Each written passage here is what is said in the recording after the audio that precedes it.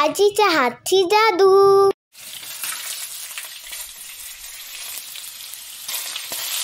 नमस्कार मित्रांनो, आजीच्या हातची जादू या चॅनलवर आपल्या सगळ्यांचे खूप खूप स्वागत आहे. आज आपण करणार आहोत पेरूचा ज्यूस. पेरूमध्ये भरपूर सारे फायदे असतात मित्रांनो. पेरूमध्ये असतं विटॅमिन सी, ए असे भरपूर सारे स्रोत असतात. तसेच पेरूला सुपर फ्रूटसुद्धा म्हटले जाते, कारण त्यात संत्र्यापेक्षा 4 पट जास्त विटॅमिन सी आणि अननसापेक्षा तिप्पट प्रथिने आणि 4 पट जास्त फायबर असते. त्यात केळीपेक्षा जास्त पोटॅशियम असते, म्हणून त्याला म्हटलं जातं सुपर फ्रूट. तसेच पेरूमध्ये असणारी अँटीऑक्सिडंट आणि फायबर रक्तातील साखरेची पातळी नियंत्रित करण्यासाठी मदत करते आणि आपल्या हृदयाचे आरोग्य वाढते.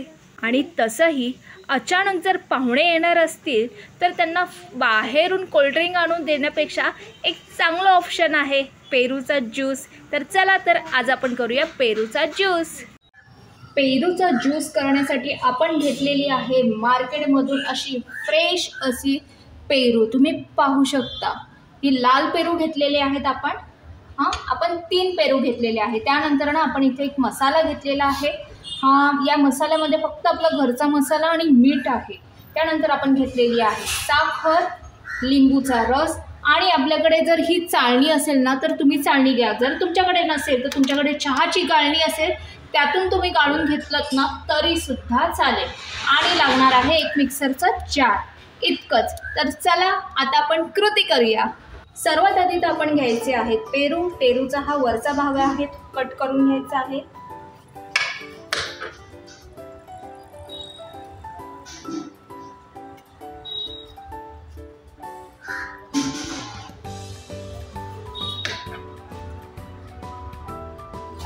आपण कापताना बिया काढणार नाही आहोत, आपण बिया नंतर काढणार आहोत. त्या कशा त्या मी तुम्हाला दाखवते.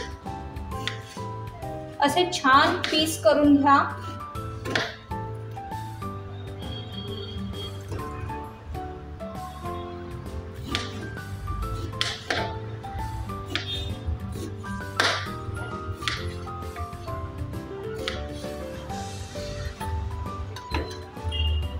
हे पाहू शकता तुम्ही.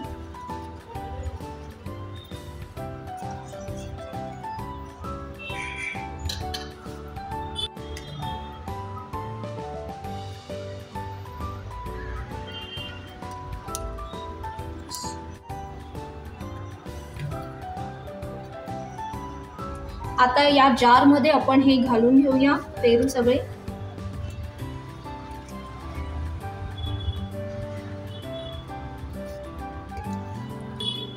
आता यात पेरू घालून झाल्यानंतर आपण त्यात घालूया साखर. तुम्हाला हवं तर तुम्ही पिठी साखर यूज केली तरी सुद्धा चालेल, पण मी आपली जी घरात नॉर्मल साखर असते ना ती यूज करते. मी 2 चमचे भरून साखर घेतलेली आहे. जास्त साखर घेतलेली नाहीये कारण आपले पेरू गोड आहेत. आता हे तर आपण केलेलं आहे. आता आपण काय करायचं, मिक्सरला हे बारीक वाटून घ्यायचं आहे. तर आधी आपण हे वाटून घेऊया बारीक. आता हे आपण घ्यायचं आहे गाळून.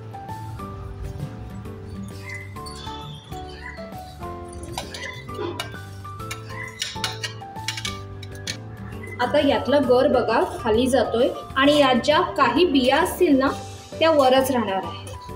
त्यामुळे हे व्यवस्थित गाळून घ्या.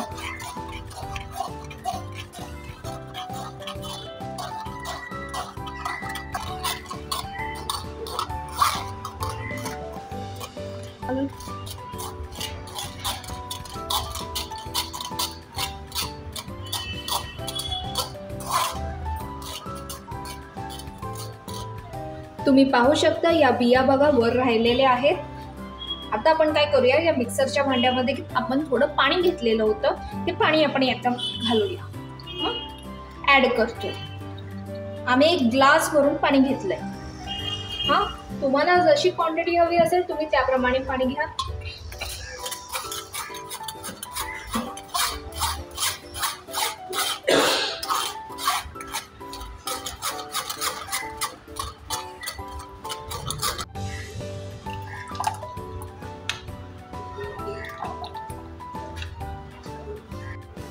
तुम्ही पाहू शकता आपला ज्यूस ना मस्तपैकी झालेला आहे।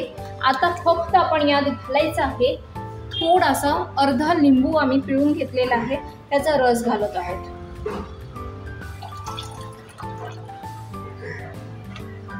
आता हे छान मिक्स करून घ्या।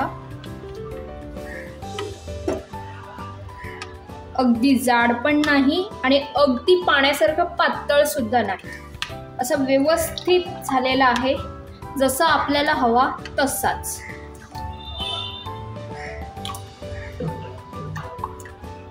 आता मी काय करते, या ग्लासाला ना साईडने आपलं जे नॉर्मल घरातलं पाणी असतं ना ते लावून घेते इथे काठाला, तर जेणेकरून जो आपण मसाला घेतलेला आहे ना, मीठ आणि मसाला, तो ह्याला व्यवस्थित चिटकून राहणार।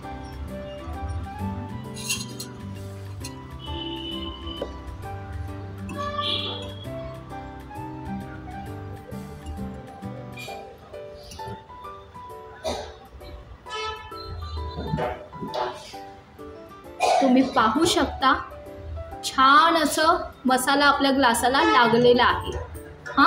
आता आपण हे दुसऱ्या ग्लासाला सुद्धा असंच करून घेऊया।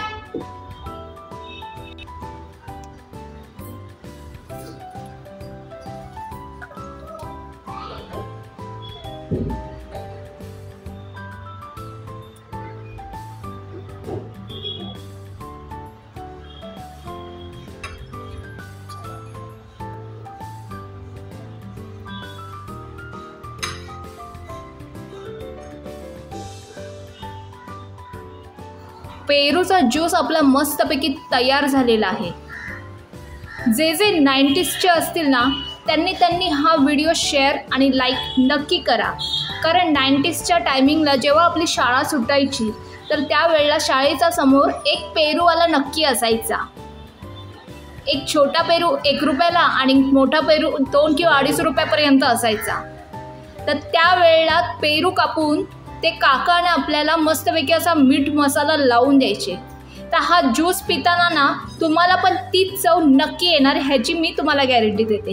तर तुम्ही हा ज्यूस नक्की घरी ट्राय करून बघा आणि आवडल्यास लाईक, शेअर आणि सबस्क्राईब नक्की करा। चला तर आपण पुन्हा भेटूया एका नव्या रेसिपी सोबत। बाय।